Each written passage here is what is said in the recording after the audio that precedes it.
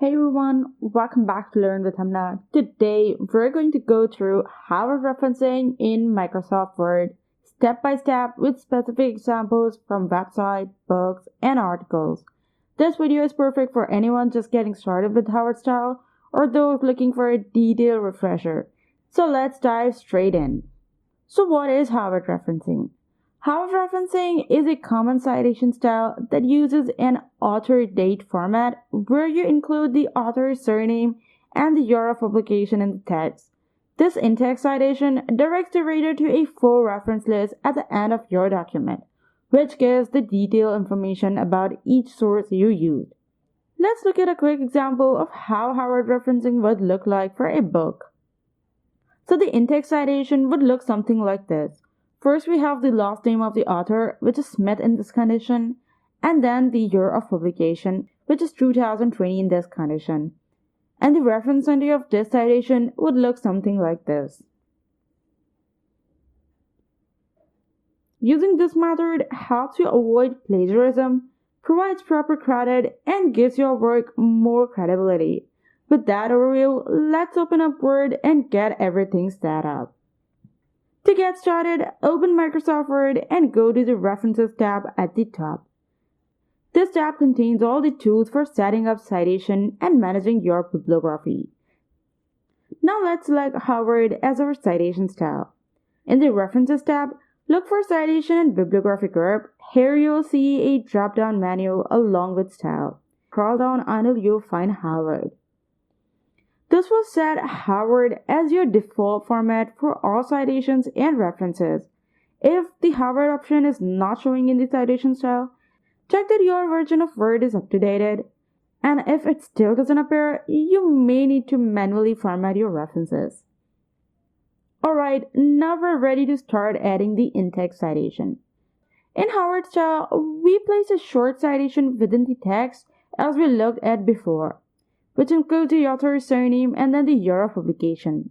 And here is how to add that in Microsoft Word. Let's say you're using a source from a website.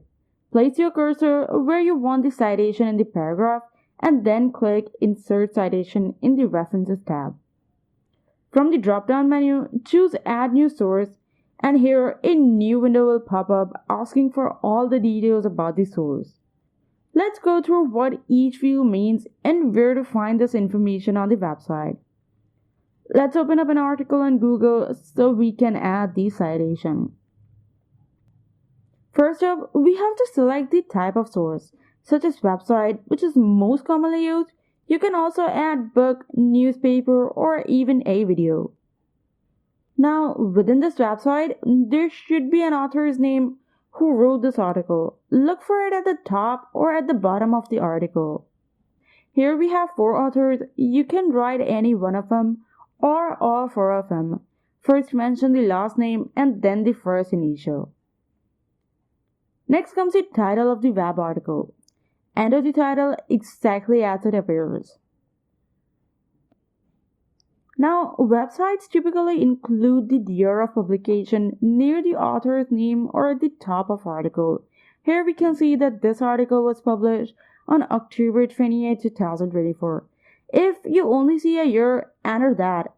If there is a full date, you can still just include the year, since the year of publication is the most important thing, and that allows to check the credibility of the article. Next, in the URL, simply copy the full URL of the article and paste it in the URL field. And at last comes the assess date. This is the date when you assess the site.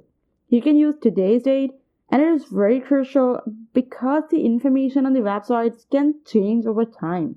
Once you've entered all the information, click OK, and this in-text citation will automatically appear where your cursor was placed, formatted in the Harvard style. Now we've covered an article, let's take a look on how to cite a book.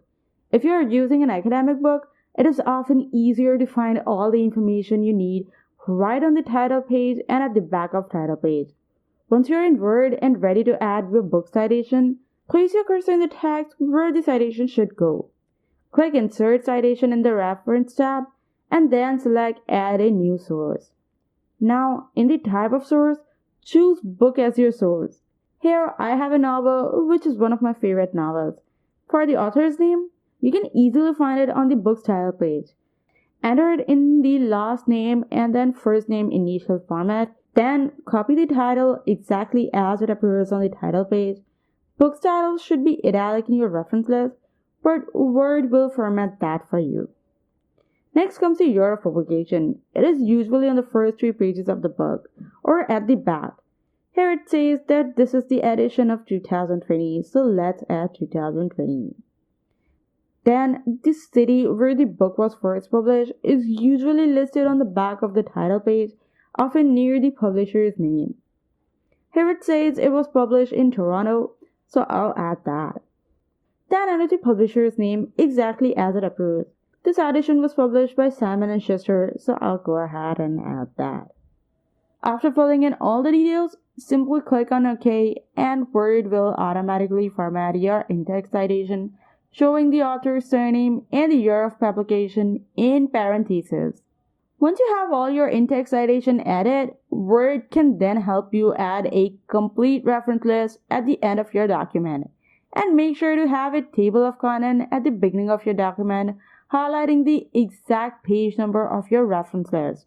If you do not know how to create a table of content, you can check out my video on how to create a table of content in Word at the end of this video or from the link above.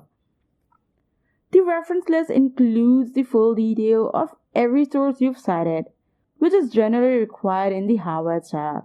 To generate your reference list, go back to References tab and select Bibliography. In the drop-down menu, you will see options for bibliography and references. Click on References to create a simple Harvard formatted list. Although Word generates this list for you, it is essential to double-check it matches the Harvard's tab formatting standards.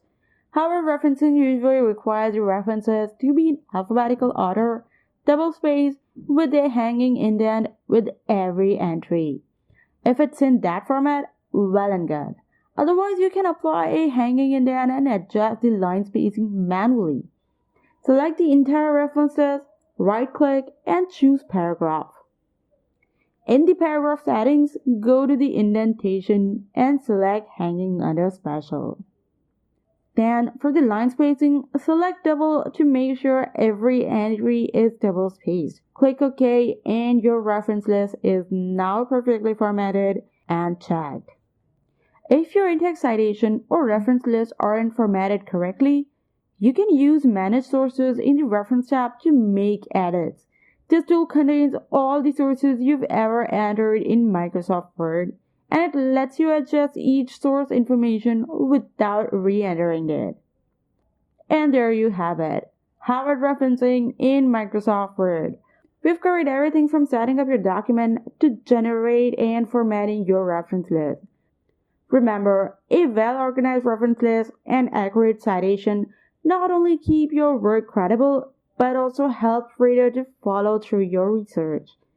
If you found this tutorial helpful, please like and subscribe to Learn with Hamna, and do not hesitate to leave a question in the comments below. Thank you for watching, and I will see you in the next one.